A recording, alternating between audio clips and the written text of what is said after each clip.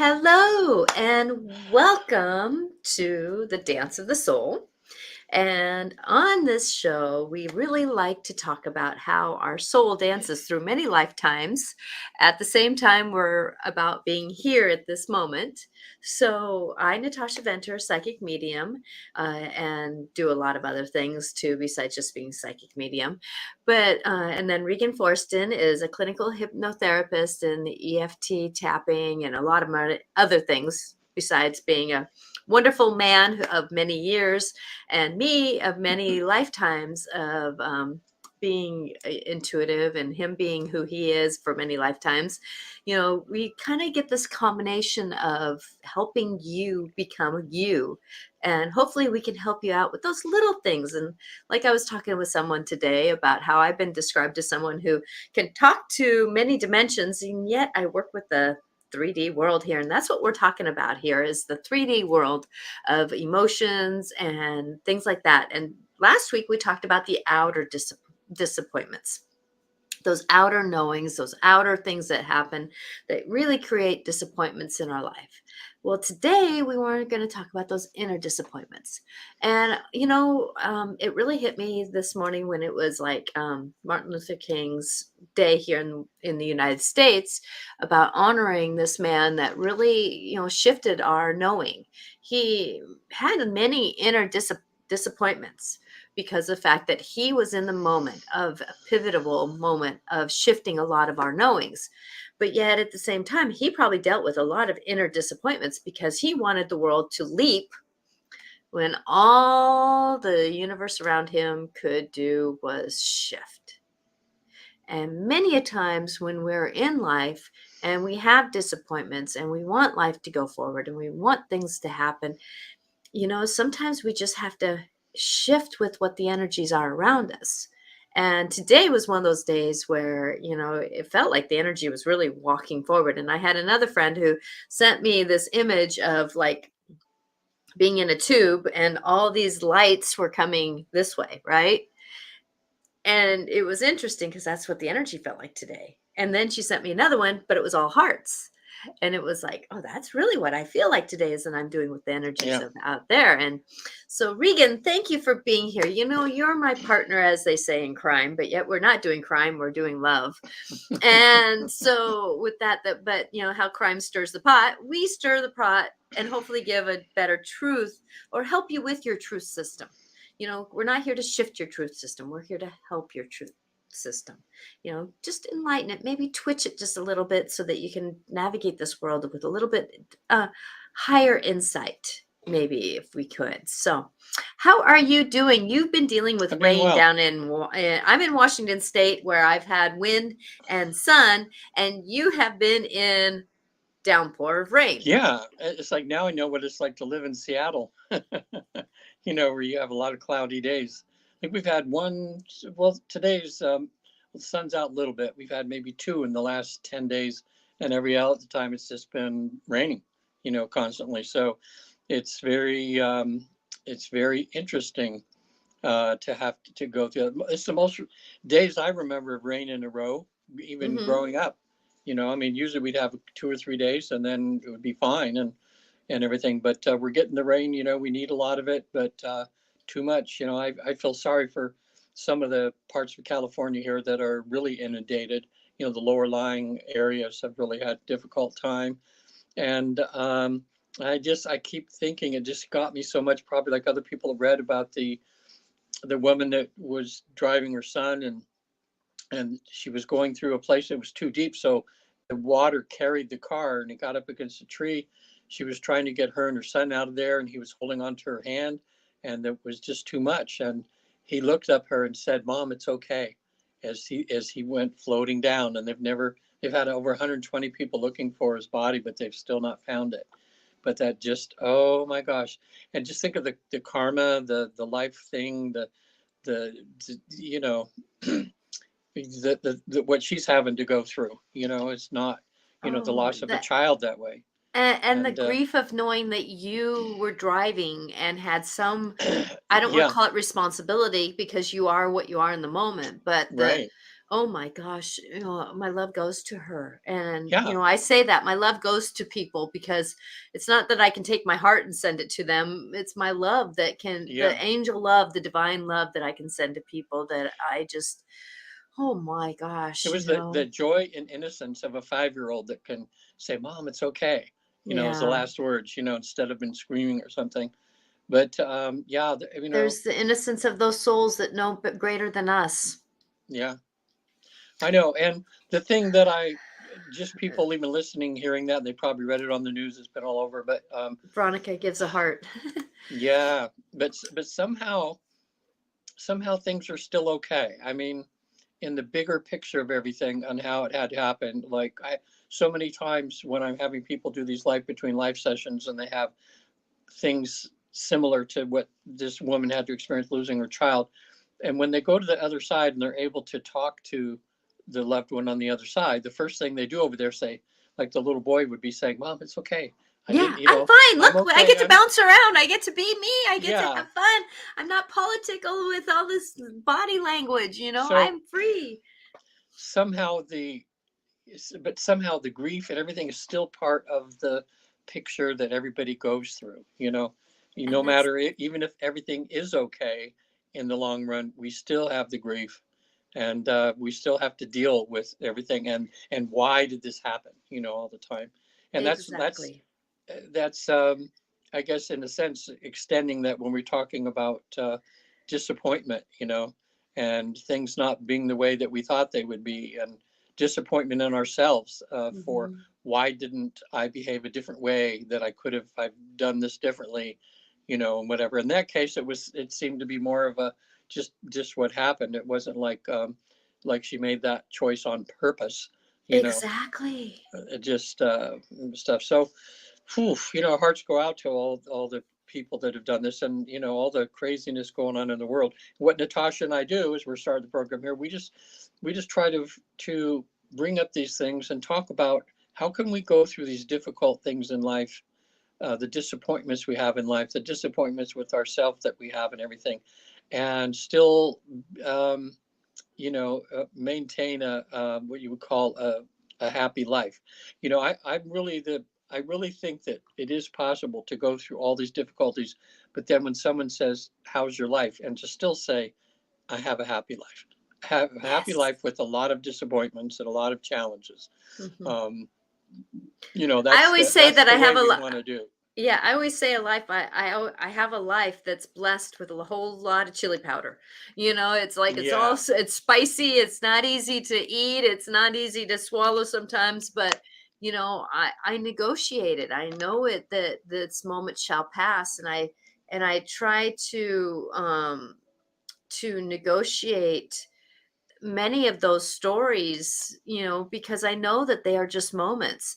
But sometimes I call them implosions, those inner implosions that come in, and they really teach us some lessons and experiences of of impact. And I've had many of them, and they don't have to be.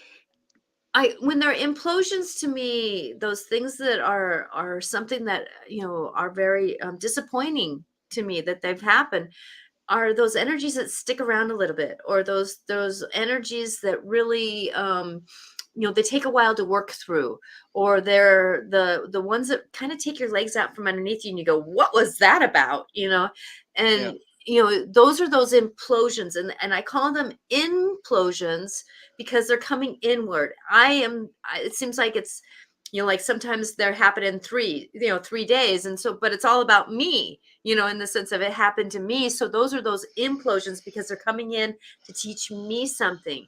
And those, and how can I look at those, and the disappointment that I have of the life happening around me, and yet what is that point that I need to learn about that I'm not doing as cleanly as I thought I was, maybe, or as cleanly as sometimes it's not about me, but it's about me creating boundaries, or me creating new story for myself, or me saying, "Oh, does life want me to go a different direction?" It has a lot of different things. And then we only have an hour on the show, but yet we hope we give you enough salt and pepper, spices to kind of bring your life, as a metaphor said, to bring your life a little bit different, knowing. And if you don't find something in this show, remember, on my YouTube channel that I have almost 400 videos now Wow, on my that's a video, lot. and most of them are the videos of the Dance of the Soul and life clarifications with Natasha. And then I have a lot of them are like my 2 minute videos, short videos, short Yeah. inspirational Yeah, videos. I've seen, I saw some of those and I thought they were awesome. Thank you. And so with that I have these, and I have them in categories. So you can, it's not like you get bombarded by 400 videos. You have sections that you can go into to manipulate them, and you could just scroll down or scroll however you want to do it. But it's one of those things that find ways to negotiate it, because when Regan and I are talking about these emotions, they're short little snippets, and we could talk about it. I mean, it's like a spider web. You can talk about it in different ways. But this inner disappointment, because I know that a lot of us are at the age, or we're at those ages where we're wondering, where am I supposed to go? Why am I here? Why is this happening to me? Why am I not further along than I thought I was going to be? That's a huge disappointment. Yeah. Why am I not further along than I thought I was going to be? Yeah. And I I even think, struggle with that a little bit. yeah. I mean, as people in our society, we've been trained to be impatient. You know, what's funny, I heard, I forget what the comedian was. He was so funny, but he's talking about, uh, people, complaining how long their flight was from New York to California. It's a 6 hour flight. And he Hmm. goes, what are they complaining about? I mean, it wasn't too long ago. It would take 6 months in a wagon, and you probably half of you would have died on the way to get to California. And here we are complaining that it takes 6 hours, you know, that way. So it's all relative, I guess, that way. But it is funny, isn't it, how impatient we can be? But a lot of times we're impatient with ourselves. Like I guess many times the thoughts going through my mind, disappointments in myself, where I didn't exercise as often as I thought, or I didn't do my spiritual exercises as often as I should, or the meditations, and my mind saying you should be so much further along. But the funny thing is, it seems like as life goes along, it seems like everything kind of falls in place in its right time.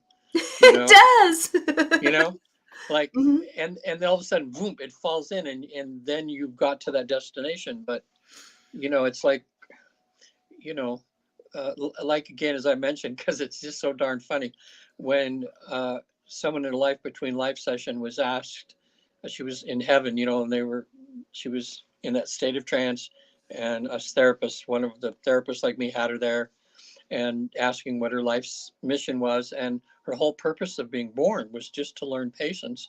And then, when the therapist asked her, well, how long have you been working on patience? And she said, about in Earth years, about 500 years, and you think, so that made me, I think of that a lot, because I relate that to other things. Like, why does it take so much time to master something?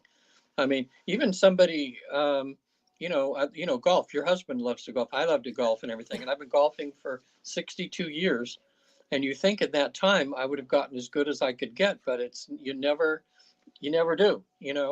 It's like you have days where you kind of look like Tiger Woods, or a few shots once in a while, but that's far and few between, even as much as you practice. And it's kind of like life. We practice, we try to get better and do all that stuff, but it's just, I'd say the best thing or advice I could give to people is just to do the best you can do with what you have in the moment. And if Mhm. you fall a little bit, a little bit less than what you should, it's Or okay. perceived should. I want to add on perceived Yeah, should. shoulds are bad. I should have, Yeah. could have, would have. You know, Yeah. it's better to be in the moment, and I'm finding myself more in the moment. As I get older, and less hard on myself. Hmm. How Yeah. many Because times have oh, how go many ahead. times have people said, like, "Oh, I'm so stupid," or something like that when they've made a mistake, and they've been so disappointed in themselves. Uh, you Yeah, know. exactly, exactly. And going back to the golf, like my husband will come home and he'll say, I could have done better. I got a 93 today. And I said, well, it's better than 103 because he's Yeah, gotten 103. And he goes, yeah. And so yeah, then the disappointment scale kind of comes down a little bit on the, yeah, and then he starts talking about, yeah, I had this great shot at this hole and that, but I didn't do so. Oh, but you had a great shot, right? And yeah. guess what? You weren't working, right? Yeah, great golf Oh day, yeah, not working. It's just one of those things that it's about perspective, and when we're in that disappointment phase, we all fall into it. I can even say, me, even in my spiritual life that I walk, that I can slip into the humanness, I call it, of yeah, disappointment. I can fall into those humanness emotions, which are not as happy, not as fulfillment feeling, yeah, right? And disappointment is really, I want people to know, disappointment is triggered into anger, can trigger you into depression, can trigger you into fight or flight. It can really trigger you into these different things. So we're only tagging this one thing here because disappointment also really can trigger grief. It's one of the main things that can trigger grief, and anger is part of grief. But it's one of those things that going forward that I find myself in a lot of ways that if I go to gratitude for what I have, it can eliminate, pause, shift, negotiate, baby those other emotions. And, that's where I do sit with gratitude a lot of times when I'm in disappointment, because when I do sit in gratitude, like let's say my business, my intuitive business, you know, I wanted to be where I'm at now 15 years ago. wow, But 15 years ago, I was dealing with an alcoholic husband. I still had kids. I was still dealing with a lot of my emotions. I was still dealing with a lot of grief in my life. I was dealing with a lot of things. So, how could I be where I'm at now with no kids, a husband that's been clean for almost 11 years, who's doing his own spiritual walk? It's amazing how when we do these things that we wish we could have been. But then I look at it going, but I am knowing my stuff now. And even if I look at who I was yeah, at the beginning of last year, oh my gosh, I'm not even the same person that I was at the beginning of last year. So how can I be disappointed in where I'm at now if I'm doing this evolution? You know, I'm grateful for the experiences I had last year to help myself grow into who I am today, because not going to recognize myself at the end of this year of 2000, yeah. at the end of 2023, because I'll That's the be thing. different. That's not the only thing. I'd say this a little bit jokingly or tongue in cheek. That that's one of the good things about growing old. Is that is when you're always learning new things and you're trying to become a better person.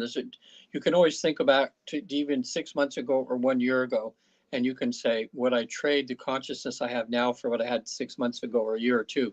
And with me, I'd always just quickly say no. Hmm. It's like I'm getting older, but and I can see like in cultures why they had people that are like my age and they were the wise men, because even though I don't know everything, I do know a lot more than like a 20-year-old that's just starting out. Hmm. Now that we've been there, done some things. We've had a lot of rodeos, you Yes. know, and so I have once in a while I'm surprised when I'm talking to younger people and I'm talking about this stuff and how intently they're listening to me. And I'm thinking, wow, okay, I'm taking the role of the elder right now. You know, I'm Hmm. and they're like sitting in the Indians would sit around the fire and the elder would teach them their ways. um, and I'm kind of liking that in a way. And I'm thinking, yeah, I've been wounded enough times that I can tell them which roads to not go down in the forest, that they're going to get hurt, and even Mhm. knowing that sometimes they still will. And that's their But experience and lesson that they were supposed to yeah. learn. Mhm. But sometimes I think, like me growing up, that the elders that helped me along the way, I didn't always listen to them, but the lessons that they were talking about, or to not do this when I did that, I learned the lesson a little quicker because I could hear their voices in my head saying, "Oh, well, they maybe I should listen more next time. Maybe I shouldn't. I goofed going down that road because I was told that it was going to be crazy, and I did it anyway." So you Mhm. know we learn that way. So, and I think that's the souls, don't you think, Natasha, that you know it's like, even though we want to be humble in a sense and saying we're all equal, nobody's better than anybody, but the amount of knowledge that people have is different. So for instance, if you look at it like going to college, somebody who's a senior in the same uh, subjects that you're interested in, and you're just a freshman going in, um, you know, as human beings, we're the exact same, but they have Yes. more knowledge than, Mhm. so we're the same, but one with better knowledge. So I always have this picture. If I was a painter, I would have painted a person who's a spiritual person, and he's reaching down, and he's got the hand of somebody, and he's pulling them up this cliff. But Mhm. then when you look to the other side of this wise man, there's somebody on the other side of him that's got his hand, that's pulling him up still. So, that's what we're supposed to be doing with others, is whoever we have more knowledge than, we're to help them, to pull them up, and always be open to looking above to see who's there to help you, to pull you to the next rung, that way. Exactly, exactly. And being today is Martin Luther King's birthday, or the day we honor him, that there's that moment of, how much was that man, can we still look back at that moment when he was doing that work of his life, being the humbled man that he was, because he did have humbled moments because he was only human, you Right. know, that, that how can we take his eldership and move it forward? I know for me, I went dancing on Friday night with some girlfriends, uh, and it was amazing how when I was dancing, I try to go into observation. I don't go into judgment. I go into observation. And it was so amazing how we had so many different people having fun. Mm-hmm. Having fun. There was someone who was transgender, and I have a transgender child. So I I don't necessarily try to spot them, but they're in my Yeah. community. You know what I mean? It's Right. like I empathize with them really well, and it was neat to see this person, this being, laughing and having fun and dressed to Mm-hmm. the nines. I mean, and I'm gonna call her she because she was dressed in a very nice dress and high heels and stuff like that. Yeah. So that's why I'm gonna go with she, but they could be called them. But and then on the other hand, this one, and language is gonna be troublesome here. She was of the African American, black, whatever, Mm-hmm. uh I want to honor. I don't want to mislabel. Right. But it keeps changing. So how can I keep up with that? I honor, I love. But she was dancing, and she actually came and danced in with us because she loved dancing and she saw that we love dancing. Yeah. So the swimming of the music and the love of the dance brought us together. And it was a gift to be with her. And so it was neat how we were all, we were on the reservation, in a casino. So we were on land of one being, and Yeah. then we had all these different beings dancing. And I didn't see any disappointment. I didn't see any. Well, I saw disappointment and sometimes you wish the music would have been different, but yet at the same time, though, we were all being in the moment of lifting the vibration up. And that's one thing that when we are in these lower vibrations of emotions, that we can find some way to rise the vibration up to be in a different mode. And because vibration of a lower of the lower emotions of disappointment, anger, frustration, not feeling quite right, not feeling like we're on the right path, all those kinds of things can create lower vibrations in us. And if we can kind of bring that vibration up, it's amazing how we find this like opportunities to lead us onto the better path, Yeah. the lighter Mhm. path. Well, that's another thing that dancing seems to be a very, uh, it's like doing a spiritual exercise, or it's very freeing. Just what, and I found that when a body is in movement, it, what, instead of sitting still, you can get some introspection, but there's something about getting introspection as you're moving. Like a lot of people, they go for a walk to clear the air, so they can think. They go for Mm-hmm. a walk, and dancing, and you can see the joy in people in dancing. And every culture, pretty much, when they're doing their spiritual ceremonies and everything, has some sort of dance or rhythm that's Yes, going. So exactly. there's something we don't quite understand, but we feel, and we know that it's important. Some people just have to dance. Um, Me. Me. I I have only danced, when I say freely, just for, I think I mentioned that one of the other shows in the last 2 years, but it was a special time for me when I was going through some difficult times in my life and was single, and was asked to go. And this wasn't a dance like a nightclub thing. This was at a dance studio where, about 100 people would come on a Friday and Saturday night, and they would just dance freeform, Hmm. to some very, well, it's like new age music or whatever, things with beats or something. And after going, I went every week for, oh gosh, probably 2 or 3 months, and I was so self conscious at first, and it felt good that as I went more and more, I became to open up more, and I began to just, in other words, forget who's there, forget who's looking, and to just move with the music. And oh my gosh, that was like some sort of spiritual freedom. I mean, it just felt so good. Now, after I got through all that, I kind of reverted back to my introvert self, and not as much. That did keep me open to a certain degree, but I really enjoyed that. That feeling. I Hmm. haven't, just just moving. There were times I remember when I was just laying on the middle of the dance floor with my arms open and listening to that and moving on the floor even. The vibration. Yeah, And that's the thing is that when we're in those lower vibrations of energies of emotions, that how can we get into something that is greater? Well, it is finding the moments of love, joy, gratitude, witnessing ourselves. There are, when we're disappointing, when we're in disappointment with ourselves, why didn't I do that better? Why didn't I do that job interview better? Why didn't I clean the house better? Why yeah, didn't I make that dinner better? Why didn't I? Well, I didn't because I didn't.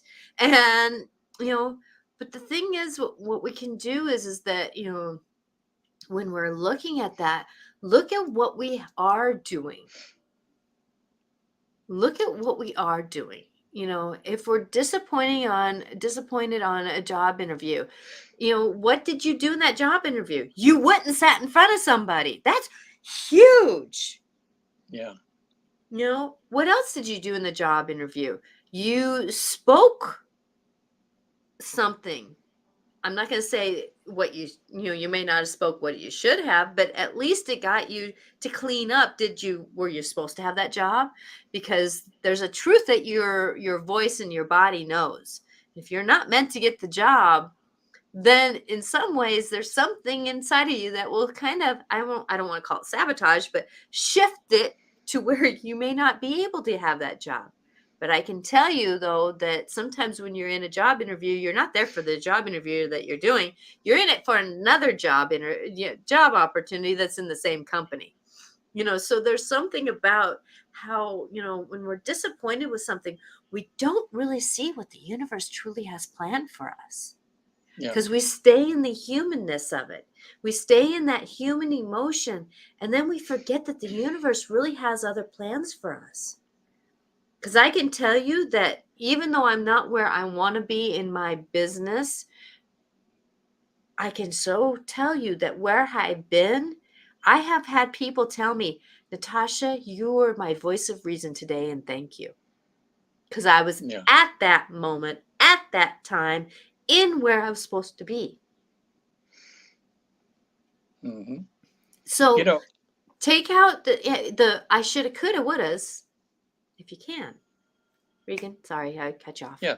No, didn't mean to interrupt you either, just as we're No, that's conversing okay. here. I paused. But it's making me thinking that sometimes we're so disappointed in ourselves, and that disappointment turns into a self-loathing, or um, I would say to people, if you can't look into the mirror and look in your eyes and say, I love you, you've got some work to do, you know. In other words, that's Mhm. showing you have to think, okay, why can't I do that?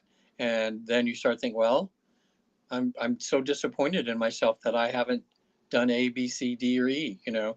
And um, and the thing that I liked and that was great, because some of your magic words of the week, which have stuck with me for a lot of weeks now, was that, I'm perfectly imperfect, you know. And I think that's the whole thing. It's, in other words, we need to look in the mirror and say, like I'm looking and say, hey, Regan, I love you, even though I know you're perfectly imperfect. And I love your perfectly imperfectness because I know you're striving to be better all the time. And it's okay if you're perfectly imperfect, because, we all are, but just Mhm. accepting that, can help people. Like I have people in my regular therapy practice that come to me, and I discover that they they're perfectionists, and they wear that like a badge of honor. You know, well, I'm a perfectionist, so blah blah blah. And I go, well, how happy are you as being a perfectionist? And a perfectionist is never happy, because nothing's ever perfect. They Yep. can never they can never get to that point where they can go, oh, everything's okay. They're always like, oh, but it could be better. It could be better. It could be better. And you never Yes. get there. So what we're taught to do in hypnotherapy school with clients is to, when they're in hypnosis, is to teach them that they should strive for excellence in themselves, because excellence doesn't mean you're perfect. It just means that you're as good as you can be with what you have, and you can always improve on that, but you could be happy that way. you know like they don't give the award for the perfect motion picture. They give it for excellence in movie making, you know Yes. because nothing's ever perfect, that way. So we have to start looking at ourselves to be able to forgive ourselves for the things that we've done, and realize that and the fact is, if you can start looking at yourself and doing that way, it helps you to look at others that way.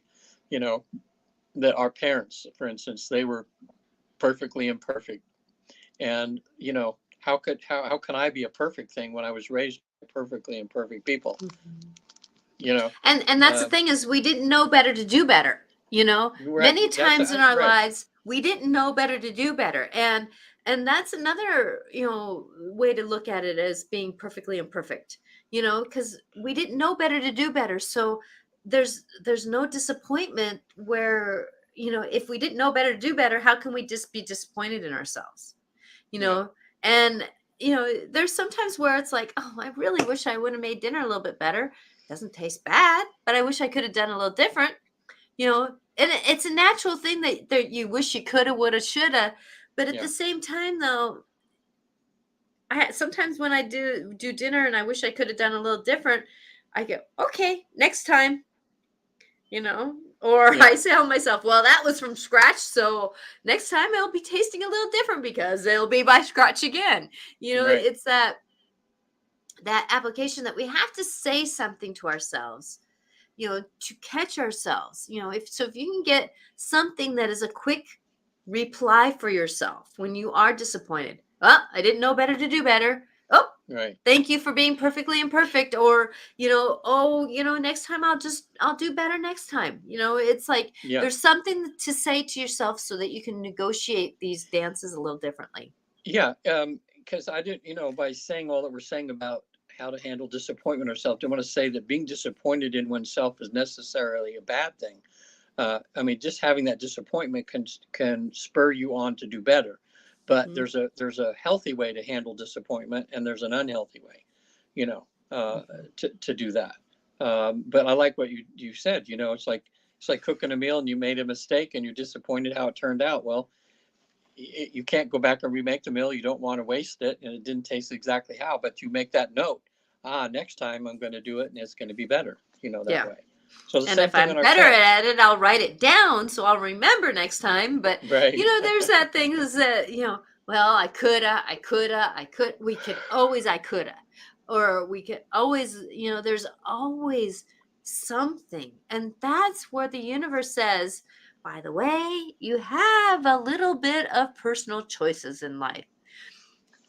But that makes it so much more confusing sometimes, because then it's like we go into these emotions. But I'm going to let you know that that's why we're on this earth, is to go through these emotions to figure out how to have enlightenment through these choices that we have. And Mhm. if we can hold more of an enlightened idea about it, like remembering that we are perfectly imperfect, and I will try, like, I'll give an example that my husband, who has a form of a little bit of OCD and has had in the past major perfection attitudes, that, when I say that dinner is done, in his mind, he pictures it all done: plates, forks, knives, Oh, done. So, in my knowing that that's a trigger for him in his mind, in his imperfection, you know, that in my imperfection, being a human, that I say, um, the food is cooked, and I think I have everything. I have what we need out, but you might want to scan it to make sure. So then it takes that done, and then he's not coming up to say he's disappointed. He's actually engaging with it and saying, "Oh, wait a minute, we didn't have uh the the horseradish out for, let's say, what we were eating, and because I don't eat it, so I didn't think about it, and so with that it helps to have language to help us to know that if we're finding that we're disappointing for other people, how can we find other languages so that we're not sitting in disappointment ourselves? Because I can tell you that when I didn't do it right, in quotation marks, that it did trigger some disappointment in myself. But then I tried to turn it around, going, wait a minute, let's make this cleaner for us. So change the language around it. There's things to do, and ways to work with this negotiation of these disappointments, or these angers and frustrations, and grief, and all these different lower vibration, I'm going to call them, feelings, because they're here to teach us, they're here to help us, they're here to kind of keep us on a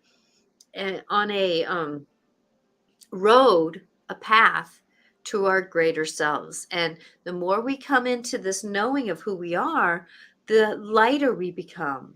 Our soul grows. And that's the whole reason why we're here, is to have our soul grow, which, like the angels say, we value you humans because you actually are on this earth learning experiences to help yourself grow and change. yeah. To Well, you help know, yourself grow and change. yeah. I know with me, confessing a bit here, the thing that I'm still dealing with is my little prejudices about things here and there. You know, we talk about Martin Luther King Day. Everybody has their prejudices, whether it's, somebody's a different color than me, or someone's a different religion than me, or someone's younger than me, or somebody's, got more meat on their bones than I do, or somebody's not, and a lot of times I just, I still find this evolved as I've become, which I love about myself, there's still, I go through the day and I find myself, I catch myself sometimes being a little prejudiced at this or that or whatever, whether it's a little thing or something like that. And part of me goes, haven't you learned anything? You know, and but what I find is I quickly get back on the wagon. I apologize energetically to uh, that person or that kid or whatever it was that I was thinking, um, and um, and just move on. Say, okay, I'm learning. Yeah, I'm still learning. And I don't know why. Why do you think that is? That we, I mean, is it all learned by society or as souls when we're down here? Or the human condition, because even like look at the people getting fights and killing each other over football games that are going on right now. I mean, I know rival teams getting in fights, or sometimes the players on the field. They say, well, this team really hates that team. They're just, it's football, but it's we always have to put us against somebody else, in order to feel good or something. But Well, when you think about it, since the caveman, yeah, we have been better than the other tribe. yeah, We've been better than. And, understanding your age, you came through, you were born in the midst of disharmony. yeah, You were born in disharmony. And even if you were born here on the West Coast, you talk about somebody else who was born in the, like I have a good friend, and she was born in the back in where was she born? Louisiana, yeah. somewhere in the banana belt or in the Bible belt. In the banana belt, the Bible belt. Sorry, Yeah, not trying to disorder language. But and so she's got a lot of things that are ingrained in her DNA from her family, in her teachings from her family, in her knowings from society, in her physical being through going through those actions. Like being told over and over and over again, you're a child, you're not to be heard. You know, and or no matter what, you're lying. It's like, there's these things that when you get told these things over and over and over again, your brain gets brainwashed. yeah. And you look at society, you look at TV, you look at what we're, it's like when the shingles commercial comes on, I go, la, la, la, la, la, la, da, da, da, I do la, that la, too. la, la, I'm healthy, I'm healthy, I'm healthy, I'm healthy, I'm healthy, I don't because want I do not want to be brainwashed. right. I'm free Yeah, from that. yeah, So we're being bombarded. And then you add in our DNA, and then you lead into past lives where, like you yourself has mentioned on this show about how, in sessions you find out that that person killed somebody or killed you, or there's the tit for tat, from lifetimes. And, we get into that mix. And sometimes that energy, people can have that energy with them, you know that it's not necessarily that they were that group that killed you in a past life, but they have that same energy. They wear the same metaphorical perfume that triggers your senses. yeah, And that's where we're cleaning up this stuff in this lifetime right now. We're really are the planets right now. When I listen to my astrologer Janet Hickox, that it's like when I listen to her, she's really labeling what I know intuitively, that we're in this mix of really cleaning that up. But some of us who have had a generation that is closer to a lot of the judgments are having a harder time moving out of that. So you look at the football teams that are fighting each other. They've been in history of fighting each other for how long? yeah, So they are in the DNA of it. yeah, They're in the knowing of it. And And there's that story of how can we negotiate some of that, and sometimes we have to say, la la la la la, I'm my own self, la la la la la, I'm my own self, la la la la, I'm my own self, because we have to re brainwash our brain, because I Yeah. always think of our brains as like on the news channel where you have the ticker tape that goes across the bottom. La, la, da, da, da, da, da, da, da, and that's this ticker tape of what we know. Da, da, da, da, da, da, da, da, da, da, da, da, da, da. Like other people are stupid. We are not here. Those kinds of things, right?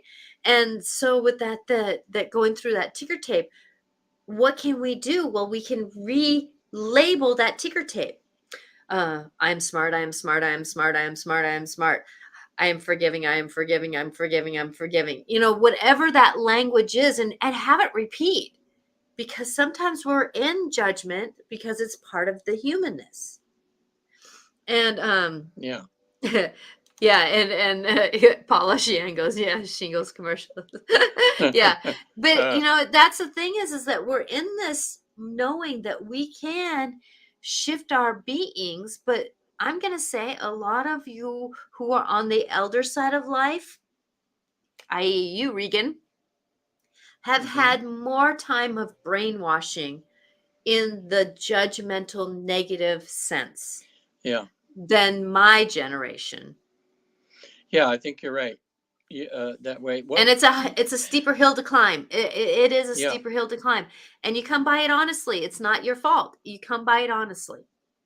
Well, looking back now, I was so lucky to have a father that wasn't prejudiced against. I mean, he owned a five and dime store in the poor neighborhood, which was predominantly black, and I would be there, helping him stock and everything like this. And I didn't notice there, except I didn't even notice color in people. I mean, we're just all people, and that's in Indiana. Now, not until I got to be about 10 years old, and I remember the first time I was ever aware of prejudice was when we went to a place where they had a roller coaster and a roller rink or anything, and there was a water fountain on there that said colored only, you know.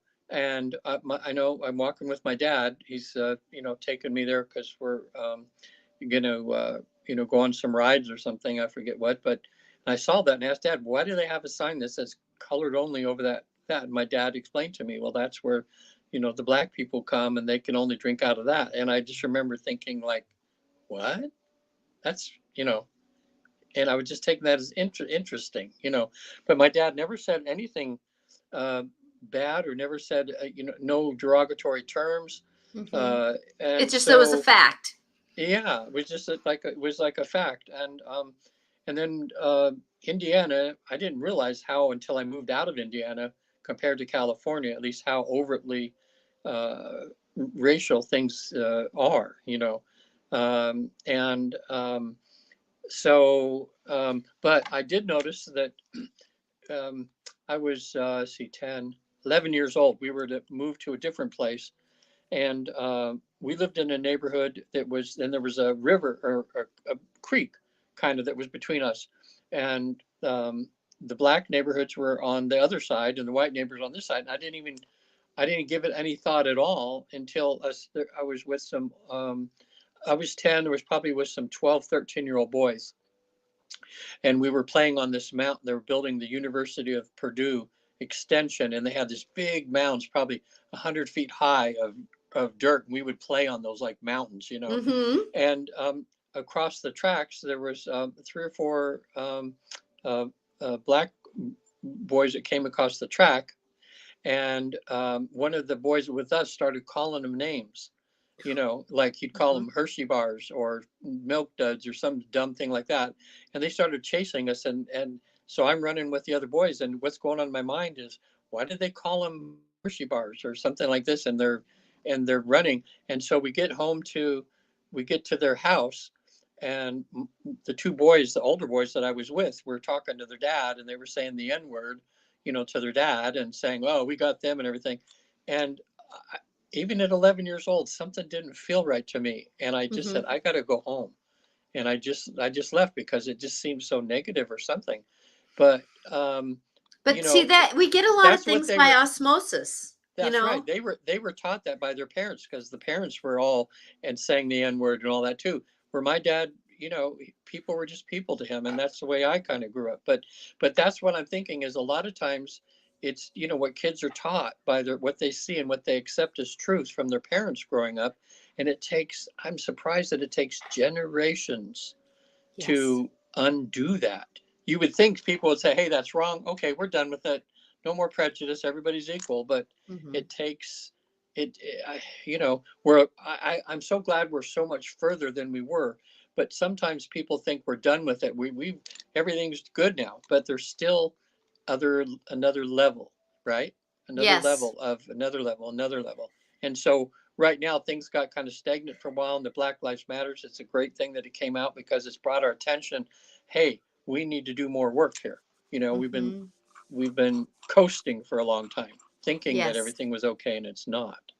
Well, and that's the thing is that, I don't necessarily pray for to win the war. I pray for the love to come through and whisper through so that people can do the transformation they can to feel accepted in themselves, Yeah, to accept who we are, to accept because if we don't accept ourselves, how can we accept others? yeah, And so, I ask for acceptance for ourselves so that we can accept others, and we can feel more secure in ourselves so we can feel more secure around others. There's that dance, and that's where, talking about the disappointment that we have, how can we do things without having a little bit more grace for ourselves, because then we'll have more grace for others. So it is a breath in, breath out. And that's one thing that I my show last week was about the elements and coming back to the elements and finding balance, because if we have too much fire, too much anger, we're not going to have the clean air of just a whisper of air and the calmness of that water can be, and that kind of thing. And so how can we find balance? And it's about just oops. I ask, like you say, you ask for energetic forgiveness if you can, you yeah. know? See, that's And one thing I think that's beautiful about um, this work that I'm doing with the Newton Institute, where we help people achieve a deep state of trance, and then they actually go to the afterlife for a couple hours because they find out on the other side that once we leave these different colored bodies out of mhm. there, we're all soul. We're We're all all from the same. We're all the same. I mean, and over there so far, we've not found that they don't have a hierarchy compared to like, well, there's a hierarchy, but not like I'm better than you, because you're more of you're more of a beginning soul than an intermediate or advanced. Nobody treats anybody like they're less than Yeah, themselves. exactly. It's more eldership to youngership, but yet Yeah, it's not necessarily even youngership. Because like for me, I picture, like, I've even known 3-year-olds that are elders. So it's not like time is the eldership. It's the knowings and the souls. Oh my gosh, the colors of the different souls. Are just amazing, and yeah, we're muted colored here, and that's one thing that it's amazing how we do that interesting dance. And Paula says here, thank you for this comment. I'm struggling with being a cycle breaker of judgment and prejudice in my family. oh, good for you, Paula. That's you know a good example. She could be an example to others to help that. mhm. I would say, um release yourself of trying to change those around you, and Yeah, be you. Like my husband said when he was struggling with becoming more enlightened, is that one day he says, "You've taught me so much," and I said, You never wanted to listen to me. Why would it? How did you learn?" He says, "Because you showed me. yeah. You That's the showed best me." way to teach is by example. By showing, like if I'm struggling, and I'll use the words, I have a lot of tools, but right now they're not working, but I'm doing my better. It's Yeah, like I'm in the moment, and being that way, and you know I'm grateful you said that you don't want to give up, and that's um and that's the thing is that it is about having boundaries. So if you're hearing somebody, like if I would have heard somebody uh, saying something negative to the transgender person that was in our around us dancing, even though they weren't my friend, I would Yeah. have said, are you perfect? Are you willing to do? Are you willing to be you? I'm Yeah. grateful this person is willing to try to be them. Yeah. You need to leave It, them alone. And it's not necessarily that I would judge who they are, who's screaming and yelling, but it would be just that moment of saying, "Hey, wait a minute." And that's the thing is it's not necessarily whenever I try to negotiate something, like if my husband and I are talking or a friend and I are talking, that I remember that no matter what I'm saying to somebody else, I have to look at myself and see how I need to fix myself. yeah. How is this situation, how is this story coming into me, because there's some place in me that I have judgment. That's called being human. Judgment is a human expression, is a human emotion. And how can we not have judgment? But the thing is, the what level is it at? Is it tapped into ego? Is it tapped into righteousness? Is it tapped into a truth that is beyond knowledge? Because Yeah. sometimes we're defending a prejudice. People who are prejudiced are defending a prejudice. Like your friends, they didn't know that they should have been or shouldn't been prejudiced. They were defending what they knew. They knew that their parents probably would beat them if they were friends with someone of color, Yeah. you know? And I was right. You're so right, Natasha, that my era was rougher than yours, because I I was right at the tail end, in a sense, of where being Catholic, we were taught to look at Protestants as pagans. You know, in other words, that they were going to hell when the Catholics were Mhm. going to be saved, and that's the way the nuns would teach us. And I mean, being in line for First Communion, and the little girl in front of me, I remember asked the nun, says, "I have a friend that's a Protestant. What's that?" And the nun says, "Well, you have to pray for them because they're going to go to hell because, they're bad." And that's the So first even time a nun had prejudice. right, Someone who and believed in God had prejudice yeah, because she was taught it. yeah, I know. So, it's like, wow, I've been watching 1923. It's that new Taylor Sheridan thing, which is a prequel to Yellowstone. And Mhm. oh my gosh, he is not pulling any punches at all. There's three stories, there's like several stories going on simultaneously. They're all converge at one point, to show how, what happened before the modern day Yellowstone. But he really hits the church hard on that when he has these Indian girls in this Catholic institution, and the nuns there are trying to force the Indian out of them, by Mhm. making them believe in Jesus and everything. And they are so brutally cruel to these young Indian women that it's hard to watch. And part of me, it's hard to watch, but I'm thinking, you know what? That's what we did. I mean, look at us, even in Australia, what they did with the Aborigines there. They Yes. did the same thing where they would go and take the kids and try to Christianize them. You know? Or they would run them off the cliffs. Yeah, Yeah, it was yeah, horrible. we have a lot of um,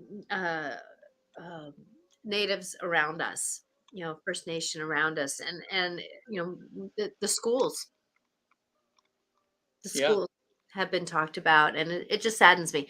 But what we're responsible for now, because we're coming down to the end of our hour. yeah, And boy, this went fast. And we covered a lot yeah, of different bases here. yeah. But that's what, like I said, Disappointment. disappointment is part of a many faceted, we could talk about many different things and we can cover many different things, but it's only an hour show and it's a perspective. We hope that this perspective can help shift something when we get triggered by an old belief system or an old pattern or something like that, because a lot of these lower vibration energies of emotions that I call them, they are triggered by something. And so when we're in a triggered mode, if we can practice a better conversation, Oh, I'm disappointed that I only got a 93 on the golf course. Yet it was one of the best days I could have been golfing. Right. And I'm so grateful I didn't get 103. It's like use the but, use the yet in a sentence to shift ourselves out. That's where the but or the yet can be a good thing in a sentence. Yeah. Or you say Moving something, ourselves I say, instead of saying I can't do something, you can say I can't yet, because that yet. opens up the possibility, opens up that you are getting there, not that it's Mhm. impossible to be there. So in summing it up, I would say, it's normal to be disappointed in oneself. Yeah, Um, exactly. Subliminal innuendo, helpful will be successful more often than not. LOL. yeah. Yes, exactly. And that's the thing is that, like when you're talking to your family members who are judgmental, I use the mantra, I'm asking for healing on this. I'm asking for healing on this, and I'm asking for divine healing on this. And even if like sometimes I'll even say that out loud, like when my husband and I are arguing about something, and I'll just say, I'm asking for divine healing on this, babe. I know we're disagreeing right now, but I'm just asking for divine healing on Hmm. this. And many times, just that statement can add a blanket of a different form of love across to things, and it can heal some magical moments in ourselves. So Yeah. Regan, I want people to know that if you want to watch this or listen to this, we are on podcasts, Yeah. that you can go to any podcast platform, and we're probably on it. Look for Natasha Venter Life Clarifications with Natasha, and Regan is along for the ride with that. Hmm. This is a show that I had to do a platform, and that's the platform that was given to me. No, So, it's so great. I appreciate that you just support that. So Regan, how can people get a hold of you? They can get a hold of me at visittheafterlife.com. And there's a lot of videos and things on there about what I do with the Newton Institute. And if any of you out there decide that you want to take a little trip to the afterlife and back for a couple hours, that's what I do. It's now Mhm. possible to do that. You become like Natasha. In a sense, you become like a medium on the other side, because you see things that Natasha naturally sees. But some of us, it takes a deep state of trance, in a sense, to be able to turn ourselves into being, or to have that ability. Mhm. But there's so much to be learned. But just know that in the work Natasha and I do, that everybody here, we know for a fact, because of our connections to the other side, that everybody is loved and cared for from the other side. You're never alone. There's always a guide or an angel or someone that's surrounding you, just waiting for you to acknowledge them, so that they can whisper and try to help you get through this difficult time, like little tutors. Like it's like after school tutors in a way, isn't it, Natasha? Yes, Where they're trying to help exactly. you through these hard tests, right? Yeah. And that your life has meaning and purpose. And to everybody out there, look in the mirror, just take some time, look at yourself, and give yourself some self-love, and to thank yourself and be proud of yourself for how far you've come so far. That you're perfectly imperfect, but you've come a long way, and there's Mhm. maybe a long way to go, but you have the part of the learning, and the joy is in the learning. As we get, it's like, you don't want to think that I'm going to be happy in 10 years from now when I've achieved this. You can be happy every step of the way, because you're getting there. Uh, Exactly, exactly. And Paula, have a great time in Sedona. I wish I could go to Sedona oh with yeah. Jessica too. She made a comment. There's a mutual friend of ours that Paula knows, and she's Well, gonna go now to she says heading to Sedona. Sedona. No, no, it says Sadhana, Sadhana. Oh, Heading okay. to Sahana with Jessica from a fabulous evening. So I wonder Yes. if that's, what is that, something in your area there? Is that a dance place, I don't know. No, no, no, no, or is no. it a Jessica, restaurant? Jessica's Any area? another fellow intuitive that she does a lot of speeches places, and Oh, oh, so I don't know. I'll have to look that up, but I know she's traveling different places and doing some speaking. oh. Um, so it's one of those things. Um, Okay. have a blast. And if you're looking for any information on Regan and I, it is in the comment section. I did leave I always leave our email address and who we are in the comment section of the notes about the show. Yep. So with that, I'm Natasha Venter, and you can reach me at angeliclarifications.com. I love to help people work through exactly these emotions, the low level emotions that we go through as humans, and the upper level emotions and dealings that we do. So if you're struggling with a lot of things, just know that we're okay. I had someone who reached out to me who I've done session with saying, I'm doing all the right things, but I still feel funky. How can we do better? Yeah. By being ourselves. So may blessings be with you. All right. Next week, we do not know what we're going to talk about yet. Hey, I don't know. We could talk a little bit about, I'm just researching it now too, and I'm getting educated on psychedelics for PTSD, depression, and that. Mm-hmm. Because I have a family member that I'm trying to maybe help with that. And I've been surprised. And again, it's like my prejudice against some of these things because they're called psychedelics and because what's been honed in our brain that any psychedelic drugs are harmful. But there's a whole new thing going on right now in the world where they're finding some of these psychedelics actually have a good effect if they're used in the right way. That for the was right purpose. prejudice of government. Yeah. Who wanted the other drugs to do better than the ones that really worked. Right. So there's a prejudice. We're making headway. Yes, swing back around that is bringing us back to what they were finding out at that time. Yeah. And we could talk a little bit about, it's like, okay, when are people just using these psychedelics as an escape for trying to hide from their issues, and when can they be used to free you up, to help you to deal with your issues so that you can maybe 10 minutes on it or something. I just found that I'm going, wow, okay, I'm learning something every day, and I'm trying to get over my prejudice against those. And I had a client this week. It's meditation. It's a meditation. Meditation place. So thank you very much. Patty and I went to a meditation place they set online. It's a place people come from all over the world to. It's called Spirit Rock, and it's 10 minutes from us, and people from all the world to go there. And we used to go to meditations there 4 or 5 years ago. With COVID, they shut down, and now they were supposed to be back. So we went there, and they weren't open, so their website was wrong. So we were going to go there. So yeah. Cool. Okay, so we'll figure out, you guys, whoever's watching now, what we're going to talk about next week. Oh, and maybe we can talk about prejudice. Yeah, okay, let's talk about prejudice, and then we can slip that in, because I don't know if I want to do a whole show on that, because I don't have expertise on it. I have not done drugs. I will never do drugs. Drugs don't agree with me. I don't even like to take an aspirin or an ibuprofen. So I have really no knowledge on that. Let's just do 10 or 15 minutes on it. Maybe we can talk about the fact that we've all been brainwashed a certain way, and maybe that's partially right, what we've been brainwashed, but now we're taking a better, more mature look at drugs and how they can so next week will be about prejudice, about the prejudice that we have about ourselves and how that navigates. So you can reach us here Monday at 4:00 Pacific time. We're always here, and then I am on Wednesdays at 4:00 Pacific time. All right. And you can catch me on Instagram. I'm live there unless I have a guest. So blessings to you all. Please catch us again. Please like or subscribe to whatever station you are on, as I love to have the followers, because then that gives me a chance to reach more people. And Regan agrees the same way, because we all want to reach people to bring light and love to this world. Right. Blessings to you.